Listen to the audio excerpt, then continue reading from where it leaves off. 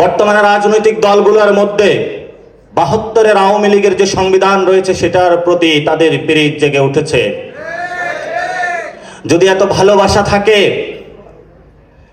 তাহলে মুজিবকে আপনারা কেন জাতির পিতা মেনে নিচ্ছেন না? আপনাদের জাতির পিতা মুজিব হতে পারে, আমাদের জাতির পিতা মুজিব নয়। বাংলাদেশে গণ অভ্যুত্থানের সৈনিকেরা এখনো জেগে আছে। ৭২-এর সংবিধান, ৭২-এর মুজিবীয় কায়দা কানুন যতদিন বাংলাদেশে নতুন করে কায়েম করার প্রচেষ্টা চালানো হবে, তাদের পরিণতি একইভাবে হাসিনার মতন হবে। আমাদের সামনে বর্তমানে প্রশ্ন আসছে যে আগামী রাজনৈতিক জোট গঠনে আমরা কোন দিকে যাব। আমরা বলি যে জনগণ সংস্কার চায়। জুলাই সনদের আইনি ভিত্তিতে বাংলাদেশে নতুন একটি সংস্কার প্রক্রিয়ার মধ্য দিয়ে যারা যাবে আমাদের আগামীর জোট তাদের সাথেই হবে।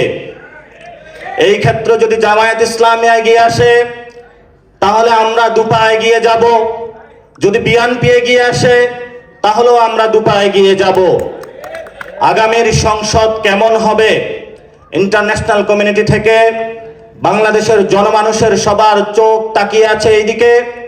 সেখানে আমাদের এনসিপির নীতি হলো আগামীর পার্লামেন্টে আমরা জাতীয় পার্টি এবং আওয়ামী লীগের কোনো প্রতিনিধি দেখতে চাই না।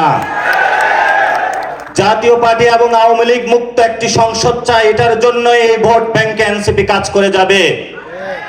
আগামীতে যারা এই সংসদে সরকার গঠনের ইচ্ছা প্রকাশ করবে, এনসিপি এখানে নির্ণায়ক ভূমিকা পালন করবে।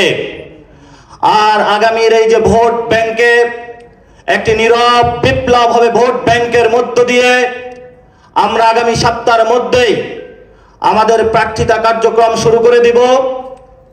তবে এক সপ্তাহের মধ্যেই কনসেনসাস কমিশন থেকে রাজনৈতিক দল, সিভিল সোসাইটি যারা রয়েছেন, আমরা তাদেরকে আবেদন জানাবো যে জুলাই সনদের আইনি প্রক্রিয়ার আপনারা একটি রোড ম্যাপ দিন। আমরা একটি রোড ম্যাপ দিয়েছি। আমরা বলেছি এটা কোনো প্রজ্ঞাপন হতে পারবে না, কোনো অধ্যাদেশ হতে পারবে না, এটা অবশ্যই বাংলাদেশে জুলাই সনদের আদেশ হতে হবে।